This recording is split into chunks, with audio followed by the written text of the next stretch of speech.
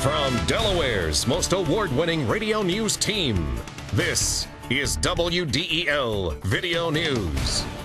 Here's Melanie Armstrong.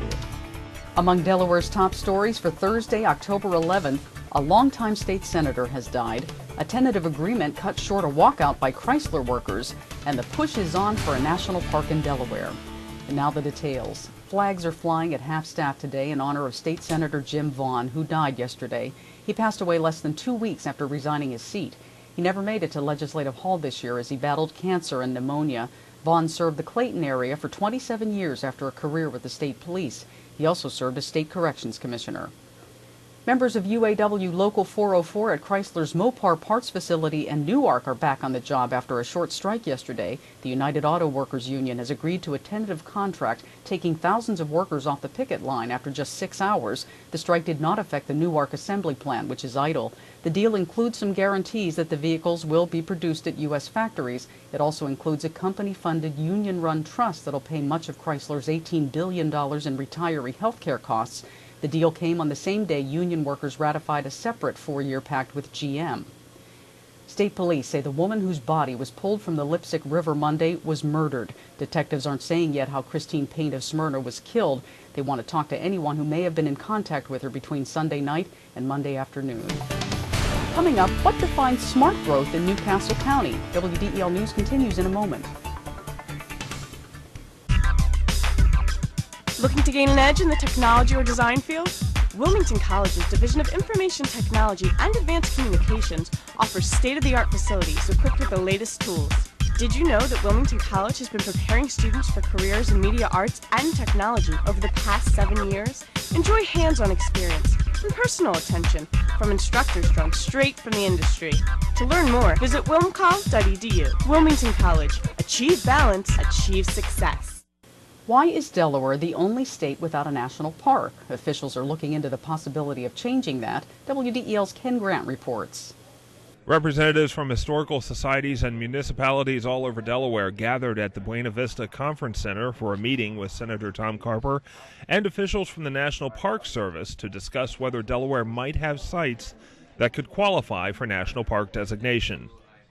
Peter Samuel is project manager for the National Park Service. He says there's 4 criteria that have to be considered. National significance, feasibility, suitability, and then the need for National Park Service management. Delaware is currently the only state without a national park. Senator Carper says Delaware has a lot of potential candidates for the distinction. And we have plenty to be proud of. The Constitution was first ratified here.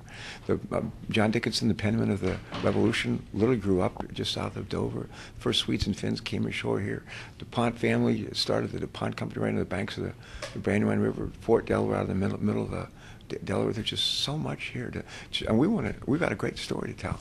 The National Park Service is scheduled to continue studying Delaware's park feasibility and offer a final recommendation to Congress in 2 years. New Castle County has been exploding with growth and development, and now a new committee is looking at how to handle it all. WDEL's Carl Konevsky has that story. The Smart Growth Committee is chaired by 5th District County Councilwoman Stephanie McClellan and is made up of representatives from the civic, environmental, business, and development communities, along with DelDOT.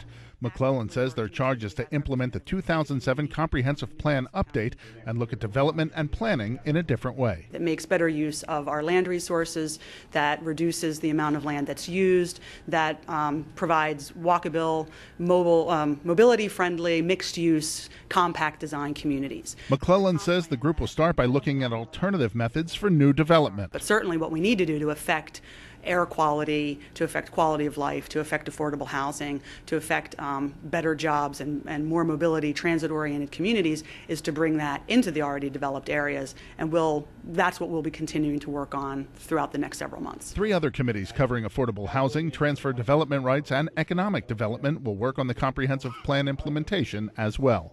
Reporting from Newcastle, I'm Carl Konevsky, 1150 AM, WDEL.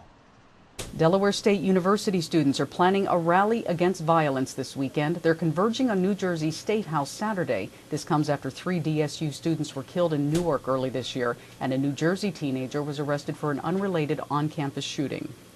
A health insurance company's been slapped with a $500,000 fine for deceiving Delawareans. Insurance Commissioner Matt Den says between 2002 and 2004, Mega Life and Health steered customers into individual rather than group policies, didn't provide state-required coverage, and engaged in deceptive and improper marketing.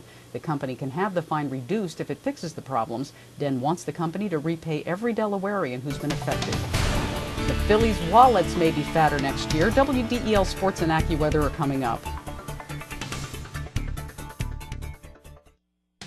I'm Peter MacArthur. I'm Melanie Armstrong, and here are Delaware's top stories at the top of the hour. The most complete coverage of the news that matters in Delaware. Every weekday morning, 5:30 till 9 on 1150 AM WDEL. In WDEL Sports, the Phillies' run to the playoffs has gotten even the team president excited. David Montgomery says next year's payroll will be at least the $103 million of 2007 and likely will go higher. The Phillies have several free agents, including reliever J.C. Romero and center fielder Aaron Rowan. Ryan Howard is eligible for salary arbitration and will command a large figure, and the Phillies have needs at third base and on the pitching staff. Mike Richards had 2 goals and 2 assists to lead the Flyers to an 8-2 rout of the Vancouver Canucks. Jeff Carter and R.J. Umberger scored 13 seconds apart in the first period to get things going for the Flyers. The Flyers led 4-1 after the first period and then scored 3 more in the second period. The Flyers are back home Saturday night for their home opener against the New York Islanders. The Eagles' wounded are starting to come back in time for Sunday's game against the New York Jets. Brian Westbrook, Lito Shepherd, and L.J. Smith all practiced yesterday. Shepherd hasn't played since the first game of the season because of a knee injury. Smith missed the last 2 games, and Westbrook sat out against the Giants 10 days ago. All 3 hope to be in the lineup at the Meadowlands Sunday. Your WDEL Delaware AccuWeather forecast. Showers early and then partly sunny, the high 69. Partly cloudy tonight, the low 51.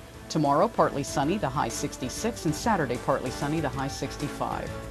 Get news updates throughout the day. Delaware's top stories at the top of the hour on 1150 AM WDEL or anytime right here at WDEL.com. I'm Melanie Armstrong. Thanks for watching.